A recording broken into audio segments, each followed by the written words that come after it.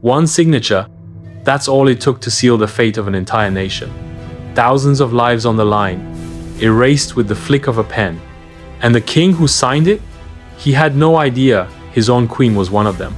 This is the incredible true story of a woman who risked everything for such a time as this. In the lavish heart of the Persian Empire, under King Xerxes, lived Esther, an orphan raised by her cousin Mordecai. She wasn't born into royalty, but she had a quiet strength that caught the king's attention. King Xerxes was searching for a new queen, and out of hundreds of women, he chose Esther. Just like that, she went from unknown to royal. But she carried a secret. Mordecai warned her, "Don't tell them you're Jewish." In a kingdom that feared outsiders, this secret was her only protection. She had no idea how important it would become. While Esther settled into palace life, trouble was brewing. Haman, the king's most trusted advisor, craved absolute respect. His ego knew no bounds. When Mordecai refused to bow before him, Haman's fury ignited. But this wasn't just about personal revenge.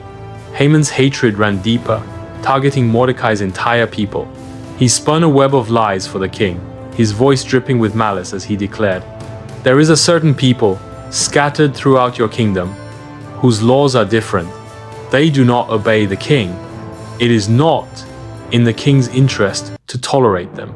King Xerxes, utterly unaware his beloved Queen Esther belonged to this very group, signed the decree. On a specific date, the 13th day of the 12th month, every Jewish man, woman, and child in the empire was to be destroyed. The order went out. When Mordecai heard, his world shattered. Despair swept through the Jewish communities. He sent an urgent, desperate message to Esther, hidden away in the palace, his voice urgent and strained. "You must go to the king, plead for our people. You are our only hope." Esther hesitated. The law was absolute. Approach the king uninvited, and you die, unless he lowered his golden scepter. It was a death sentence. What would you have done? Would you risk your life to save others? Let me know in the comments. I want to hear your honest answer. But Mordecai's piercing words echoed. Who knows if you have come to the kingdom for such a time as this? Fear warred with duty. Then Esther made a choice that would echo through history. She sent word back to her people telling them to fast with her for 3 days. And on the third day, she would face the king. 3 days later, draped in royal splendor, Esther walked towards the throne room. Each step resonated with the fate of her people. The throne room doors opened. King Xerxes looked up. He was surprised. Would he raise the scepter? He did, and Esther visibly relaxed, but only slightly. The king's voice, curious but authoritative, broke the silence. "What do you want, Queen Esther?" "Even up to half my kingdom. It's yours." Esther's voice, though trembling, held a core of control as she replied, "If it pleases the king, let the king and Haman come today to a banquet I have prepared." Haman, puffed up with pride at being singled out by the queen, reveled in the honor, completely oblivious. Esther watched him, her heart pounding. The moment wasn't right. The king, sensing something more, pressed her again. "What is your petition, Queen Esther?" Esther's reply held a deliberate pause. "My petition is that you and Haman come to another banquet. I will prepare tomorrow, then I will answer." The king agreed. Haman left, ecstatic, blind to the trap slowly closing around him. The stage was set for the final, dangerous reveal. The next day, the air in the banquet hall crackled with unspoken tension.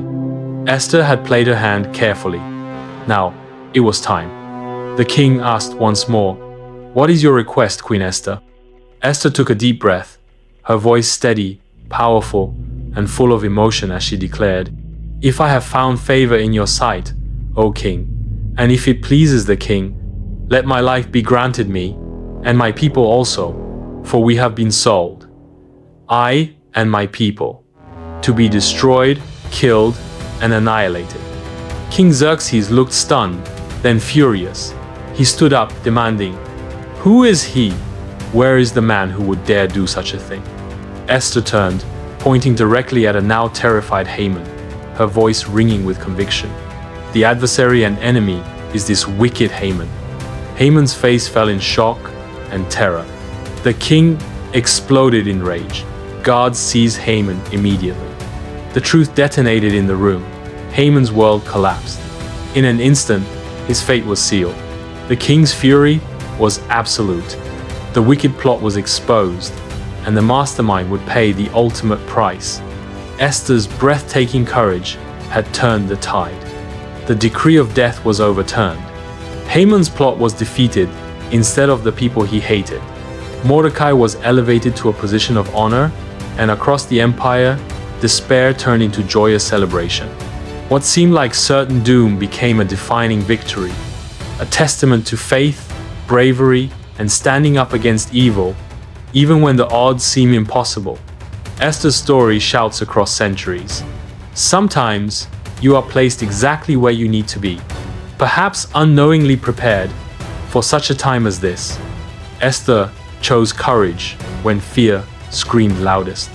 She risked her life, her position, everything to save others. Her choice didn't just save her people, it changed the course of history. What about you? Life presents moments, big or small, where we face fear. Will you choose courage? If Esther's incredible story of bravery inspired you, please hit that like button. Share this video with someone who needs encouragement, and subscribe for more stories of history's most pivotal moments.